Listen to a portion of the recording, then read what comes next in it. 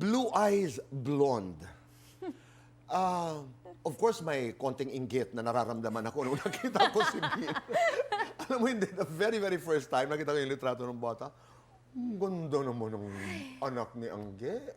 Tapos, of course, you know, I much later learned about many things. Sabi ko nga sa'yo, I know someone who knows Greg, no? Sabi ko, ang ganda naman ng kombinasyon kasi, di ba? Australiano, Australian siya. Amerikano. Yes.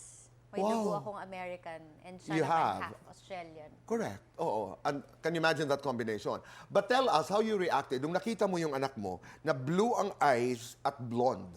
Ano yan? Sabi mo, Sabi ko talaga, ano yan?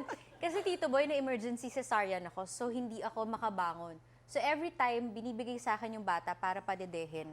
Para bang sinusubsob na siyang paganon. So hindi ko nakikita fully yung itsura niya. yeah. So pag ino-open yung mata, para lang mukha akong kawawa talaga sa ospital.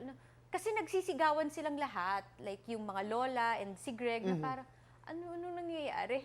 Ganun lang ako. So pinicturean nila, pinakita sa akin yung mata.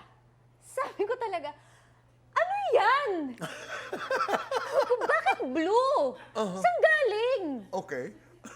Kasi yung aso namin, yung blonde niya, naaalala ko talaga to, pinaglilihan ko yung isang chocolate Labrador naming dog. Okay. Kasi pagsasama yun ni Greg sa work, pumapalag talaga ako. Hindi, dito lang yan. Tapos tayo ko yung hinihimas ng paa ko, ng kamay ko. Tapos nasa tabi ko lang yun. So ang akala Tapos mo, sabi ko talaga, gusto ko. Ganito yung hair lord Kasi para ko nang pinaglilihan yung buhok ng aso namin. Kaya dun sa pagiging blonde, medyo ano pa ako, may pinaglilihan ako dyan eh. Yung mata, sabi ko talaga, ano yan? Saan galing yan? Tamtaka ako. But eventually, of course, parang na Yes, 1+1 na namin. Lolo. Sa mga lolo.